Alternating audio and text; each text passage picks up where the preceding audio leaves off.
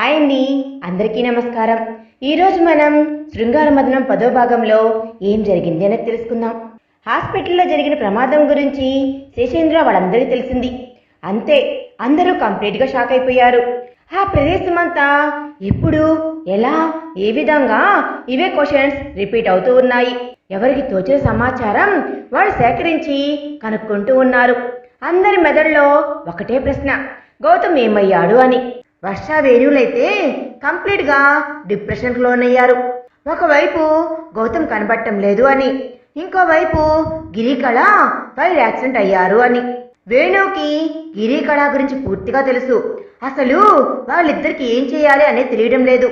శేషేంద్ర అక్కడున్న డైరెక్టర్స్తో కలిసి సిఐ దగ్గరికి వచ్చి, నేను ఒకసారి వెళ్ళి చెక్ చేసి వస్తాను అన్నాడు. ఎక్కడికి అని అనుమానంగా అడిగాడు సిఐ. ఎయిర్పోర్ట్కి అన్నాడు.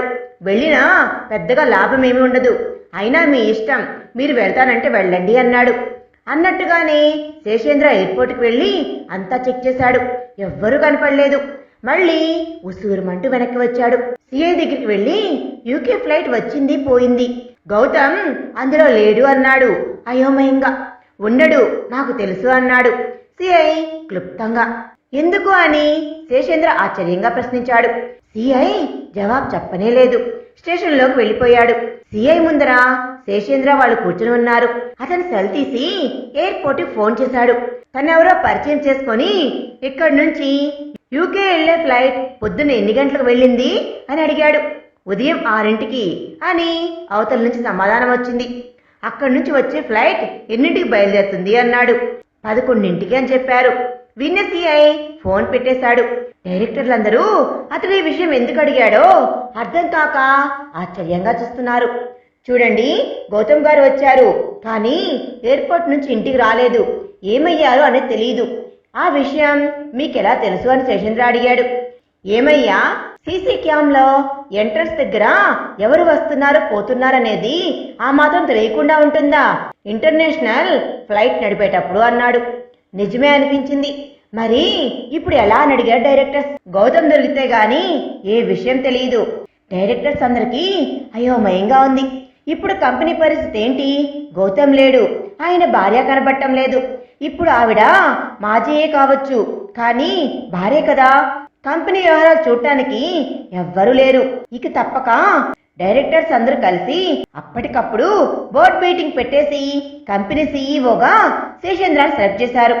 శేషేంద్ర మాట్లాడుతూ, ఏంటో ఈ విపత్కర పరిస్థితుల్లో గౌతమ్ ప్లేస్లో నేను ఉండటం నాకు బాధగా ఉంది, కానీ కంపెనీ పరిస్థితుల దృష్ట్యా ఇది నాకు తప్పడం లేదు.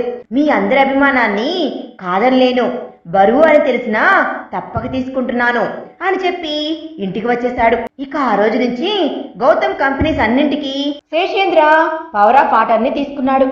వేణు, వర్ష చూస్తూ ఉండిపోయారు. ఇంటికి వచ్చిన రాధి భారమైన హృదయంతో మాట పలుకు లేకుండా అలాగే కూర్చుండిపోయింది. కళ్ళ నుండి జారే నీటి బిందువులు ఆమె ప్రమేయం లేకుండానే బయటకు వస్తూ ఉన్నాయి. ఉదయం కావ్య చెప్పిన మాటలు ఇంకా గుర్తున్నాయి. చాలా పెద్ద రిస్క్ రాది, ఎంతవరకు సక్సెస్ అవుతావా అని తెలియదు. ఏ మాత్రం అనుమానం వచ్చినా 4 ప్రాణాలు, ఇంతవరకు 3. ఇప్పుడు నువ్వు కూడా. మీ ఆయనకు ఏ మాత్రం అనుమానం వచ్చినా బ్రతకలేమంది. ఇంతలో తన సెల్కి వర్ష చేసిన మెసేజ్ చూసింది. గౌతమ్ మిస్సింగ్ అనుంది. ఒక్క క్షణం అర్థం కాలేదు. మిస్సింగ్ ఏంటి అంది. ఇంతవరకు రాలేదు, ఎక్కడ ఉన్నాడో తెలియదు. వర్ష మళ్ళీ మెసేజ్ చేసింది. తనకు జాగ్రత్తలు చెప్పి కావ్య వెళ్ళిపోయినప్పటి నుండి ఒకటే ఆలోచన, గౌతమ్ ఎక్కడా, ఏమై ఉంటుంది, ఏదైనా జరిగి ఉంటుందా, ఏదైనా జరగకూడదు జరిగిందా? ఇలాంటి పరిస్థితుల్లో అలా రాకుండా అస్సలుండదు. క్షేమంగానే ఉన్నాడు కదా, ఏం కాలేదు కదా. మనసంతా పిచ్చి పిచ్చి ఆలోచనలు. ఒక్కదానికి కూడా తనకు సమాధానమే తెలియలేదు. చీకట్లో అలాగే కూర్చుండిపోయింది. సమయం ఎంత అనేది కూడా తెలియలేదు. శేషేంద్ర వచ్చింది కూడా తను చూసుకోనే లేదు. ఏంటి, ఒక్క దెబ్బకే బ్రతుకు చీకటి అయినట్లు కనిపిస్తుందా అన్నాడు. శేషేంద్ర వాయిస్ కి ఈ లోకంలోకి వచ్చిన రాధికి అతను చెప్పింది అర్థమే కాలేదు. బ్లాక్ ఫేస్ తో అతని వైపు చూస్తూ ఉంది. ఏమన్నారు అని అంది.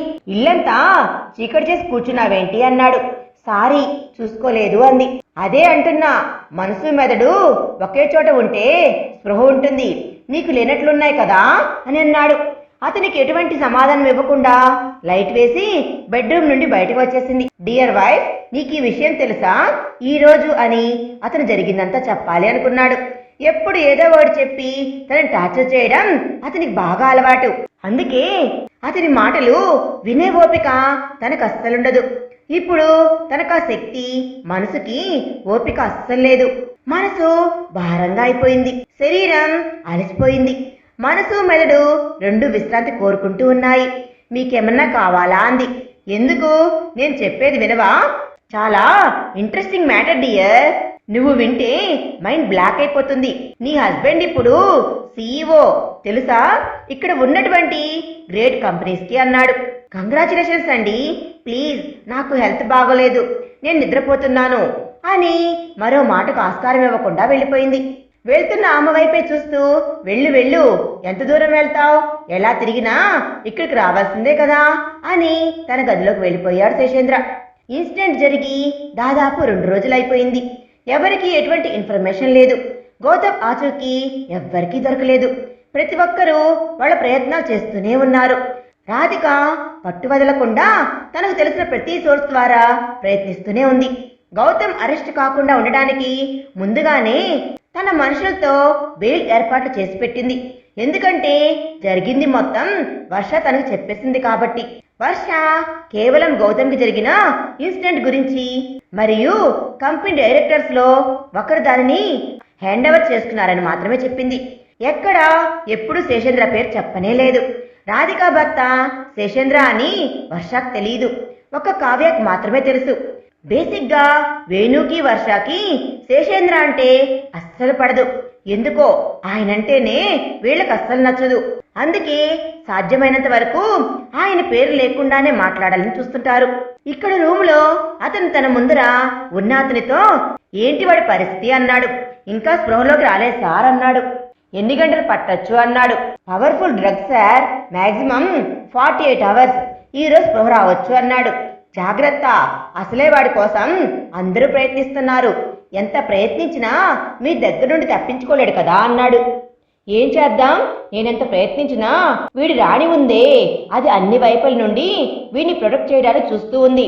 నన్ను దగ్గరికి కూడా రానివ్వడం లేదు. అయినా కూడా వాడికి చెక్. ఇప్పుడు వాడి మొత్తం వ్యవహారం నా చేతుల్లో ఉంది. గౌతమ్కి మెల్లగా స్పృహ వస్తుంది. కళ్ళంతా చీకటిగా ఉన్నాయి. చేతులు కదిలించాలని చూస్తే కుదరటంలే లేదు. ఏదో బలవంతంగా కట్టేస్తున్నట్లుంది. నిదానంగా కళ్ళు ఓపెన్ చేసి తను ఉండే పరిస్థితిని అంచనా వేయడానికి చూస్తూ ఉన్నాడు. ఏదో ఇల్లు ఆర్ సంథింగ్, ఏంటి అనేది కరెక్ట్ గా అసలు తెలియనే లేదు. తను ఉన్నది మాత్రం రూమ్లో అనేది తనకు బాగా అర్థమవుతుంది. అసలు ఇక్కడికి ఎలా వచ్చాడు నిదానంగా ఆలోచించడానికి ట్రై చేస్తూ ఉన్నాడు గౌతమ్. ఫ్లైట్ దిగుగానే హడావిడిగా బయటకు రావడం, శేషేంద్ర గారు తన కోసం డ్రైవర్ని పంపిస్తాను అనడం, దూరంగా ఉన్న డ్రైవర్ని చూసి తాను వెళ్ళాలి అనుకోవడం, ఇంతలో తనకేదో గుచ్చుకోవడం, 1 by 1 అంటే తనని కిడ్నాప్ చేశారా? But why? ఎవరికి ఆ అవసరం ఉంది? తనకు తెలిసి తాను ఎవ్వరికీ నష్టం కలిగించలేదు. జరిగిన సంఘటన డైజెస్ట్ చేసుకోవడానికే తనకి చాలా కష్టంగా ఉంటే మళ్ళీ ఇదొకటి. మనసంతా ఒకటే ఆలోచన, గిరికళ ఎలా ఉన్నారు అని ఆలోచిస్తూ ఉన్నాడు గౌతమ్. బయటకు వెళ్ళడానికి ఏమేమి దారులున్నాయి కళ్ళతో వెతుకుతూ ఉన్నాడు. తనని కుర్చీలో కూర్చోబెట్టి కాళ్ళు చేతులు గట్టిగా కట్టేస్తున్నారు. స్టేషన్లో రికార్డు చూస్తున్న సిఐకి ఏదో ఇన్ఫర్మేషన్ వచ్చింది. అవన్నీ పరీక్షించి చూశాడు. నిజమా కాదా అని మళ్ళీ చెక్ చేశాడు. యూకే వెళ్ళిన గౌతమ్కి 5 రోజుల్లోనే పని కంప్లీట్ అయిపోయింది. మరి 2 రోజులు ఎక్కువగా ఎందుకు ఉన్నట్లు, ఏం అవసరం పడింది? పైగా ఆ 2 రోజుల్లో తనను డిస్టర్బ్ చేయొద్దు అని రూమ్ బయట బోర్డు కూడా పెట్టాడు. అలా ఎందుకు చేశాడు?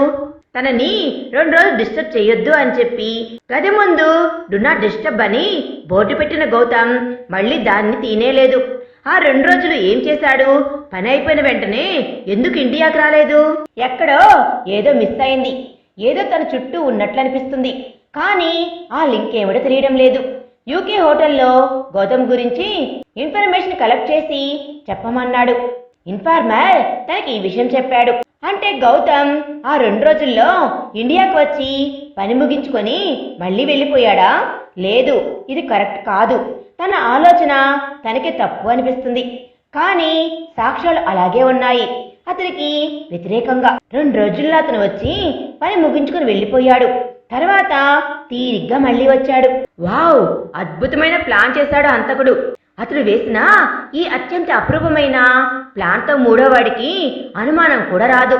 చాలా చక్కగా గౌతమ్ని ఇరికించేశాడు అనిపించింది.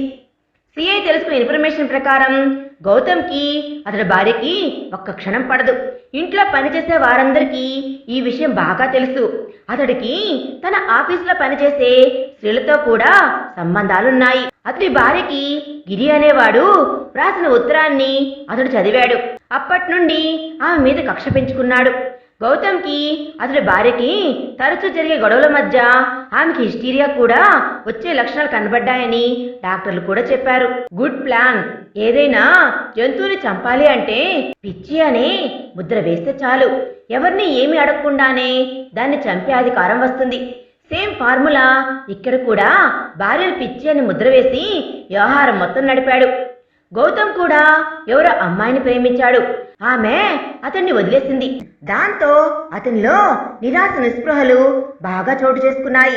అతడి ఆఫీస్లో పనిచేసే అమ్మాయిల పట్ల అతడు చొరవ తీసుకోవడం ప్రారంభించాడు. అతడు తన బాస్ అవడం వల్ల ఆమె ఈ విషయాన్ని పై అధికారులు చెప్పడానికి భయపడింది. తోటి ఉద్యోగులతో చెప్పుకొని ఏం చెయ్యాలా అని సలహా అడిగింది. అదే ఆఫీస్లో పనిచేసే 2 అమ్మాయిలు ఈ విషయం సాక్ష్యం చెప్పారు. ఈ బాధ భరించలేక కొందరు ఉద్యోగానికి రాజీనామా కూడా చేసి వెళ్ళిపోయారు. తన హిస్టీరియా భార్యను వదిలించుకోవడానికి గౌతమ్ చాలా పెద్ద ప్లాన్ వేశాడు. విదేశాల నుంచి అప్పుడే దిగినట్టు బిల్డప్ ఇచ్చి వచ్చాడు. ముందు పని కంప్లీట్ చేసి ఈ లోపలే భార్యను అటాక్ చేసి వెళ్ళిపోయాడు. అంతా సవ్యంగా జరిగి ఉంటే ఎవ్వరికి ఇతడి మీద అనుమానం రాకపోవును. కానీ ఎయిర్పోర్ట్లో తప్పించుకున్నావా, మాయమైపోయావా? పోలీసులకి అనుమానం రాగానే అంతా ఎంక్వైరీ చేస్తారని అతడికి బాగా తెలుసు. అందుకే భయపడి అప్పటి నుంచి అతడు పరారీలో ఉన్నాడు. గౌతమ్ మీద అరెస్ట్ వారెంట్ ఇష్యూ చేయడమైంది. అతడి ఫోటోలన్నీ పోలీస్ స్టేషన్లకు పంపబడ్డాయి. హంతకుడు చాలా పలుకుబడి ఉన్న వ్యక్తి. బయట ఉంటే సాక్ష్యాలు తారుమారు చేయగలడు. అందువల్ల నాన్ బెయిలబుల్ వారెంట్ మాత్రమే సరిపోయింది. రిపోర్ట్ వ్రాయడం పూర్తి చేసి సిఐ భారంగా నిట్టూర్చాడు. ఇదంతా తప్పు అని అతడి మనసులో ఏదో మూలన ఉంది. కానీ ఉన్న సాక్ష్యాలన్నీ అలాగే ఉన్నాయి. వాటిని అనుగుణంగా తాను రిపోర్ట్ తయారు చేసి పైన ఉన్న వారికి సబ్మిట్ చేశాడు సిఐ. తప్పదు గౌతమ్, బయటికి రా. నువ్వు బయటికి వస్తేనే చాలా విషయాలు తెలుస్తాయి. లేకపోతే ఈ ప్రపంచం నిన్ను అమ్మాయిల చుట్టూ తిరిగేవాడు అని, భార్యను చంపినవాడు అని ముద్ర వేస్తుంది. ఎక్కడున్నా బయటపడటానికి ప్రయత్నించు అనుకొని రిపోర్ట్ ఫైల్ చేసి పైనున్న వాళ్ళకి సబ్మిట్ చేశాడు. మరుసటి రోజు అన్ని పేపర్లలో ఈ వార్త ప్రముఖంగా వచ్చింది. Gautam group of company CEO Gautam భార్యను ఆమె ప్రియుడిని దారుణంగా చంపేశాడు అని. ఆ వార్త వినగానే అందరికంటే ఎక్కువగా బాధపడింది రాధిక. ఎక్కడున్నావు కన్నయ్యా, బయటికి రా. ఎక్కడున్నా రావడానికి ప్రయత్నించు, నీ వల్ల అవుతుంది. కళ్ళు మూసుకొని జారే కన్నీళ్లను ఆపలేకపోయింది రాధి. చుట్టూ చూస్తున్న గౌతమ్ పరిస్థితులను అంచనా వేయడానికి ప్రయత్నిస్తున్నాడు. ఎవరో వస్తున్నట్లు సౌండ్ వినపడింది. అటువైపు చూశాడు. మాస్క్ వేసుకున్న వ్యక్తి వచ్చి పక్కన స్టూల్ మీద కూర్చొని తన వైపు చూస్తూ కనబడ్డాడు. చప్పున లేవబోయాడు. కానీ శరీరాన్ని కట్టేసి ఉండడంతో లేవలేకపోయాడు. నిస్సత్తుగా అనిపించింది. అతడు నవ్వాడు. Hello sir, how are you అన్నాడు. ఏంటిది, ఏం జరుగుతుంది? గౌతమ్ కోపంగా అడిగాడు. నన్ను ఎందుకు కట్టేశారు? మీకేం అవసరం? నా వల్ల నీకేం కావాలి? అతను ఇంకా నవ్వుతూ క్లైమాక్స్ బాస్, నాటకానికి ఆఖరి అంకం అన్నాడు. అంటే అర్థం కాకుండా అడిగాడు గౌతమ్. వెంటనే అతను లేచి పక్క గదిలోకి వెళ్లి కొన్ని పేపర్లు తీసుకుని వచ్చి గౌతమ్ ముందు పడేశాడు. గత 3 రోజులుగా వివిధ దినపత్రికలవి. గౌతమ్ అర్థం కానట్లు వాటిని చూశాడు. మొదటి పేజీ చూసి షాక్ అయ్యాడు. కొన్ని పత్రికలు కళ చనిపోయింది అని వేశారు. మరికొన్ని తన ఫోటోలను వేశాయి. గౌతమ్ మీద అరెస్ట్ వారెంట్, గౌతమ్ పరారీ, గౌతమ్ కోసం పోలీసుల వేట, ఇలాంటి హెడ్డింగ్లు, వివిధ వ్యాసాలు, వార్తలు. అతడు చివరి దినపత్రిక మీద ఉన్న డేట్ చూసి స్థానువయ్యాడు. అప్పటికి కళాగిరి చనిపోయి 3 రోజులైంది. అంటే 3 రోజులు తన స్పృహలో లేడా? గౌతమ్ మొహంలో మారుతున్న భావాలు గమనించి అతను పకపకా నవ్వాడు. మొత్తం కథంతా చెప్తున్నట్టు చెప్పసాగాడు. 6 ఏళ్లలో అంతలా ఎలా ఎదిగావురా? నీ వల్ల ఇక్కడున్న నా ఇండస్ట్రీస్ మొత్తం దెబ్బతినింది. నిన్ను ఎలా దెబ్బ కొట్టాలని 6 ఏళ్లుగా వెయిట్ చేస్తున్నాను. కరెక్టుగా ఇప్పుడు దొరికింది అవకాశం. నువ్వు నీ భార్యకు మళ్ళీ పెళ్లి చేయాలి అనుకోవడం, విడాకులు ఇవ్వడం, వాళ్ళిద్దరిని ఇంట్లో పెట్టి అదే టైంకి నువ్వు యూకే వెళ్ళడం, అన్ని అంశాలు ఒకేసారి నాకు కలిసొచ్చాయి. ఇంతటి అపురూపమైన అవకాశాన్ని వదిలేస్తాను అని ఎలా అనుకున్నా అన్నాడు. వాళ్ళకి పెళ్లి జరుగుతుంది అన్న హడావిడిలో ఏదో పెద్ద పని ఉన్నట్లు ఫాస్ట్ గా వర్క్ కంప్లీట్ చేసి మిగతా 2 రోజులు వాళ్ళ కోసం పిచ్చివాళ్ల మొత్తం తిరిగి గిఫ్ట్స్ కొన్నావు.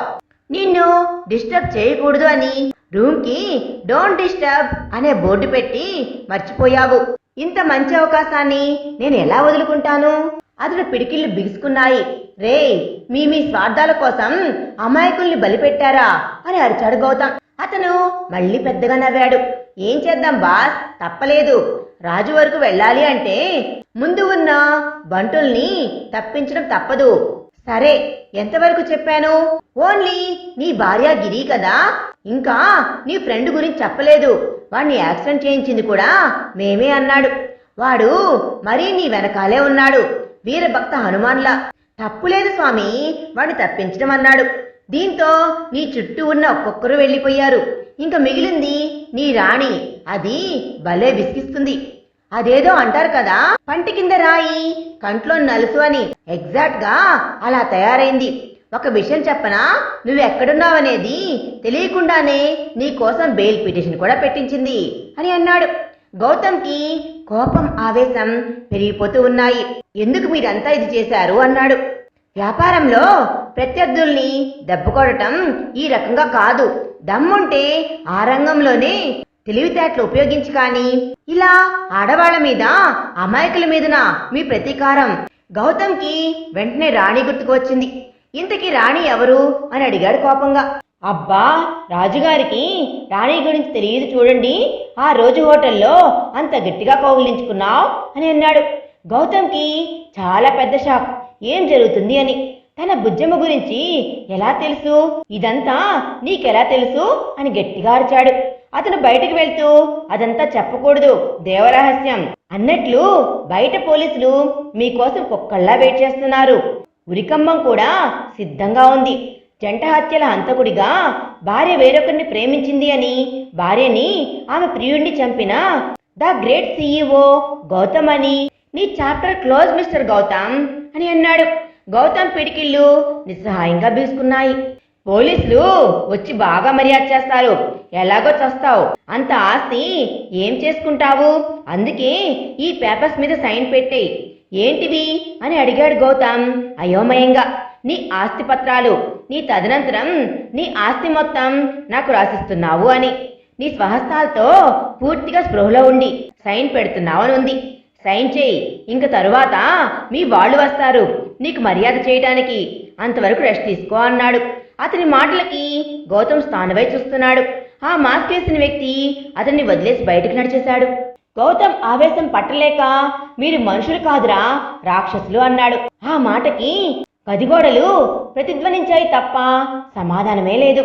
అప్పుడు ఆ మొండి గోడల మధ్య చాలాసేపు అలాగే కూర్చుండిపోయాడు గౌతమ్. ఒళ్ళంతా నిస్సత్తుగా ఉంది. చేతికి ఉన్న వాచ్ డేట్ టైం చూపిస్తుంది. చూస్తే అప్పటికే గిరీకళకి ప్రమాదం జరిగి 4 రోజులవుతుంది. 4 రోజుల పాటు తనని స్పృహలో లేకుండా బయట ప్రపంచానికి దూరంగా ఉంచారు. బయట జరుగుతుందేమిటో తను ఊహించగలడు. సమాజం దృష్టిలో తన భార్యను చంపి పారిపోయిన హంతకుడు. పోలీసులు తన కోసం వెతకడం ప్రారంభించి ఉంటారు. ఎలాగైనా ఇక్కడి నుండి బయటపడాలని చూస్తున్నాడు. చేతిలో కాళ్ళు చాలా టైట్ గా కట్టేశారు. చాలాసేపు దాన్ని తెంపుకోవాలి అని ప్రతిఘటిస్తూ ఉన్నాడు. అతని ప్రయత్న ఫలితం అవి కొంచెం లూజ్ అయ్యాయి. వెంటనే ఇంకా గట్టిగా ప్రయత్నించాడు. ఇంకొంచెం సేపు ప్రతిఘటించిన తర్వాత అతని బలం ముందు అవి నిలవలేకపోయాయి. అవి పూర్తిగా తెగిపోయాయి. కానీ చేతులు ఒరుసుకుపోయి కందిపోయి రక్తం వస్తూ ఉంది లైట్గా. వెంటనే కాళ్లకు ఉన్న కట్లు కూడా విప్పుకున్నాడు. 4 రోజులుగా బంధించడంతో కాళ్లకు గుర్తులు పడ్డాయి. నిదానంగా గౌతమ్ లేచి నిలబడ్డాడు. కాళ్ళు తూలుతూ ఉన్నాయి. తనను తాను నిలబెట్టుకోవడానికి అతనికి కొంచెం సమయం పట్టింది. అక్కడ ఎవరూ లేనట్లు ఉన్నారు. ఒక్కో రూమ్ చూస్తూ బయటకొచ్చాడు. జనం ఎవ్వరూ లేరు. ఊరి చివరి ఇల్లులా ఉంది. పూర్తిగా ఇల్లు కూడా కాదు. అతనికి ఏం చేయాలో కూడా అర్థం కాలేదు. ఎక్కడికి వెళ్ళాలి, ఎవరిని అడగాలి, ఏం చేయాలి? అతని ముందు ఉన్న ప్రశ్నలు. ముందుగా ఇంటికి వెళ్ళాలి అనుకున్నాడు. అక్కడ పరిస్థితి ఏంటో చూడాలి అనుకున్నాడు. సరిగ్గా ఇది అని ఆలోచించలేని స్థితిలో ఉన్నాడు. అతడి మానసిక స్థితి ఎంత హీనంగా ఉంది అంటే తనంతట తానే పోలీస్ స్టేషన్కి వెళ్ళి లొంగిపోదామా అనుకున్నాడు. జరిగింది మొత్తం వాళ్ళకి చెప్పాలి అనుకున్నాడు. కానీ తనని నమ్మేది ఎవరు? ఇందాక వాడు చెప్పిన దాన్ని బట్టి చూస్తే పోలీసులు తనని నమ్మరు. లేదా వీళ్ళకి సహకరించే వాళ్ళైతే తాను దొరకగానే వాళ్ళ నేరాలన్నీ మోపి తనను కోర్టులో నిలబెడతారు. తనకి అవకాశం కూడా ఇవ్వరు తనని తాను నిరూపించడానికి. సో ముందు ఇంటికి వెళ్ళడమే బెటర్ అనుకున్నాడు. సమస్యలో మనిషి ఎంత బెటరో అతడికి తెలిసింది. ఎందుకో అతడికి రాధి బాగా గుర్తుకొస్తుంది. బుజ్జమ్మ, నిన్ను కలవకుండానే పోతానేమో భయంగా ఉంది మా. నిన్ను కలిసే దారి కూడా తెలియడమే లేదు. ఎలా నిన్ను చేరుకునేది అని అనుకున్నాడు. వచ్చే కన్నీళ్ళని నొక్కిపెట్టి పాకెట్ తడిమి చూసుకున్నాడు. తనకు సంబంధించినవన్నీ తీసుకున్నారు. మొబైల్, పర్సు ఏమీ లేవు. రైట్ సైడ్లో పాకెట్ తనకి 500 చేంజ్ కనబడింది. ఎయిర్పోర్ట్లో వాటర్ కోసమని తీసి మిగతా అమౌంట్ లోపల పెట్టాక అలాగే పైన పెట్టేశాడు. చుట్టూ చూస్తూ ఒక అర్ధగంట నడిచాక ఏదో షాప్ లాంటిది వచ్చింది. అడ్రస్ చూశాడు. దానిపైన వైజాగ్ అంటే తాను అదే ఊర్లో ఉన్నాడు అని. అతన్ని అడిగి మొబైల్ తీసుకున్నాడు. ఎవరికి చెయ్యాలి అని ముందు ప్రశ్న. వేణు వద్దు. ఏ పరిస్థితిలో ఉన్నాడో తెలియదు. తన బెస్ట్ ఫ్రెండ్ కాబట్టి అందరి చూపులు అతని మీదే ఉంటాయి. వర్ష వద్దు వద్దు. అమ్మాయి పోలీసుల ప్రాబ్లం తట్టుకోలేదు. బుజ్జమ్మ నంబర్ తెలియదు. ఇంకెవరు తనని ఈ ఆపద నుండి బయటకు తీసుకుని వచ్చేవారు? ఎందుకో అతను శేషేంద్ర గుర్తుకొచ్చాడు. ఎస్, ఆయనే కరెక్ట్. ఇప్పుడున్న పరిస్థితుల్లో ఇంటికి కూడా వద్దు అనుకొని ప్రస్తుతం ఆ విపత్కర పరిస్థితుల్లో ఆయన తప్ప ఇంకెవ్వరిని నమ్మలేను అని కాల్ చేయాలి అనుకొని ఆయన నెంబర్కి డయల్ చేశాడు. శేషేంద్రకి ఫోన్ చేశాడు. హలో అని అట్నుంచి అతని గొంతు వినపడింది. శేషేంద్ర గారు, నేను గౌతమ్ని అన్నాడు. ఎవరు? అట్నుంచి శేషేంద్ర ఎగ్జైటింగ్ గా అరిచాడు. గౌతమ్ కీచుగా ధ్వనించింది ఆయన కంఠం. నేనే అని అన్నాడు. ఎక్కడి నుంచి అన్నాడు. తాను ఎక్కడున్నది చెప్పి ఏం చేయాలో నాకు అర్థం కావడం లేదు అన్నాడు. వెంటనే ఇక్కడికి రా ఇంటికి అని ఆగి, వద్దులే, మా ఇంటి ముందు కూడా నిఘా ఉన్నట్లు అనుమానంగా ఉంది. నేనే వస్తాను, నువ్వు అక్కడే ఉండు అని హడావుడిగా అని ఫోన్ పెట్టేసి బయలుదేరాడు శేషేంద్ర. గౌతమ్ కూడా ఫోన్ పెట్టేసి తాను ఇంటికి వెళ్ళిపోవడమే మంచిదయింది. తన వాళ్ళనుకున్నా ప్రతి ఒక్కరూ ఇంటి ముందు నిఘా పెట్టారన్నమాట అని అర్థమైంది అతనికి. శేషేంద్ర వచ్చే వరకు అక్కడే స్టూల్ మీద కూర్చున్నాడు. అప్రయత్నంగా అతని దృష్టి పక్కనున్న పాత పేపర్ల మీద పడింది. అన్నింటికన్నా పైవాటి మీద మొదటి పేజీలో తన ఫోటో పెద్ద సైజులో. అతడు చప్పున స్టూల్ మీద నుంచి లేచాడు. షాప్ వాడు అప్పటికే అతని వైపు అనుమానంగా చూస్తున్నాడు. ఆ ఫోటోలో ఉన్న గౌతమ్కి ఇప్పుడున్న గౌతమ్కి చాలా తేడా ఉంది. కొంచెం గడ్డం పెరిగి కళ్ళు లోపలికి వెళ్ళి మనిషి చాలా మారిపోయాడు. వాడికి కష్టమైంది పోల్చుకోవడం. దాంతో గమ్ముగా ఉండిపోయాడు. గౌతమ్ దూరంగా వెళ్ళి నిలబడ్డాడు. 5 నిమిషాల తర్వాత శేషేంద్ర కారు వస్తూ కనిపించింది. చెట్టుచాటు నుండి బయటకు వచ్చి చెయ్యెత్తాడు గౌతమ్. శేషేంద్ర కారు ఆపి అతన్ని ఎక్కించుకున్నాడు. మరో గంట ప్రయాణం కొనసాగింది. ఎవ్వరూ మాట్లాడుకోలేదు. ఎవరి ఆలోచన ప్రవాహంలో వాళ్ళు ఉన్నారు. గౌతమ్కి గిల్టీగా ఫీల్ అయ్యాడు. అందరి దృష్టిలోనూ తన భార్యను చంపిన హంతకుడు శేషేంద్ర ఎటువంటి ప్రసక్తి లేకుండా ఉన్నాడు. ఎక్కడికి వెళ్తున్నా అని అడిగాడు గౌతమ్. మా ఇంటికి అన్నాడు. వద్దు అన్నాడు. ఏమన్నాడు? గౌతమ్ సమాధానం చెప్పలేదు. అతడి ఉద్దేశం రేపు తను ఆ ఇంట్లో పట్టుబడితే ఒక హంతకుడికి ఆశ్రయం ఇచ్చినందుకు శేషేంద్ర కూడా ఇందులో ఇరుక్కోవచ్చు. అది ఇష్టం లేకపోయింది అతడికి. తనకి సహాయం చేస్తూ ఆయన ఇరుక్కోవడం అస్సలు నచ్చలేదు. అదీగాక ఆ ఇంటిపై కూడా పోలీసు నిఘా ఉండవచ్చు. అందుకే వద్దు అన్నాడు. అతని మాటల్లోని అర్థం గ్రహించిన శేషేంద్ర, నువ్వు ఊహించింది కరెక్టే. అందరి ఇళ్లపై పోలీసుల కన్ను ఉంది కాబట్టి ఇక్కడికి వద్దు. మనం కొత్తగా కడుతున్న కంపెనీ ఫామ్ హౌస్కి పోదాం. దాని గురించి ఇంకా ఎవరికి తెలియదు కదా అన్నాడు. అతను చెప్పింది కూడా కరెక్టే అనిపించింది గౌతమ్కి. నువ్వు పర్సనల్ ఫోన్కి కాల్ చేసి మంచి పని చేశావు. అందరి ఫోన్లు కూడా ట్యాపింగ్లో ఉన్నాయి. అఫీషియల్ ఫోన్ నెంబర్స్ అన్ని తీసుకున్నారు కూడా. గౌతమ్కి బాధగా అనిపించింది, తన వల్ల ఇంతమంది సఫర్ అవుతున్నారని. కార్ కంపెనీ తాలూకు ఫామ్ హౌస్ లో ప్రవేశించింది. శేషేంద్ర వాచ్మెన్ దగ్గర కీస్ తీసుకుని లోపలికి వెళ్ళాడు. కాఫీ తాగుతావా అని అడిగాడు. వద్దు అనలేదు గౌతమ్. నువ్వు ఫ్రెష్ అవ్వు, డ్రెస్ నేను తెప్పిస్తాను అని వాచ్మెన్ చెప్పి బయటికి పంపించాడు. స్నానం చెయ్యి, నేను కూర్చుంటాను అని గౌతమ్ తలూపి లోపలికి వెళ్ళాడు. వారం పైగా అయినట్లుంది స్నానం చేసి. పోయిన సత్తో తిరిగొచ్చినట్లుగా అయింది. ఈలోపు శేషేంద్ర బ్రేక్ఫాస్ట్ తెప్పించాడు. ఫామ్ హౌస్ నిర్మానుష్యంగా ఉంది. సాధారణంగా దాన్ని ఎక్కువగా వాడరు. గౌతమ్ సోఫాలో కూర్చున్నాడు. ఎవ్వరికి ఏం మాట్లాడాలి అనిపించలేదు. శేషేంద్ర గౌతమ్ని చూస్తూ, నువ్వు కొంచెం రెస్ట్ తీసుకో, నేను సాయంత్రం లాయర్ని తీసుకుని వస్తాను అని అన్నాడు. గౌతమ్ థ్యాంక్స్ అన్నాడు స్పష్టంగా. శేషేంద్ర మెట్లు దిగిపోతుంటే గౌతమ్ మరి అని ఆప్ చేశాడు. శేషేంద్ర ఆగాడు. నేను గిరికి కళకి ఎటువంటి ప్రమాదం తలపెట్టలేదు అని అన్నాడు. శేషేంద్ర నాకు తెలుసు అన్నాడు. ఏమీ ఆలోచించకుండా రెస్ట్ తీసుకో, నేను మంచి లాయర్ని తీసుకుని వస్తాను అని వెళ్ళిపోయాడు. మరి తర్వాత ఏం జరిగింది అనేది మనం నెక్స్ట్ పార్ట్లో తెలుసుకుందాం. ఈ వీడియో కనుక మీకు నచ్చినట్లయితే ప్లీజ్ లైక్ చేయండి. మీ విలువైన అభిప్రాయాన్ని కామెంట్ రూపంలో తప్పకుండా తెలియజేయండి. కొత్తగా మన ఛానల్ చూస్తున్నట్లయితే సబ్స్క్రైబ్ చేసుకోండి. Thanks for watching.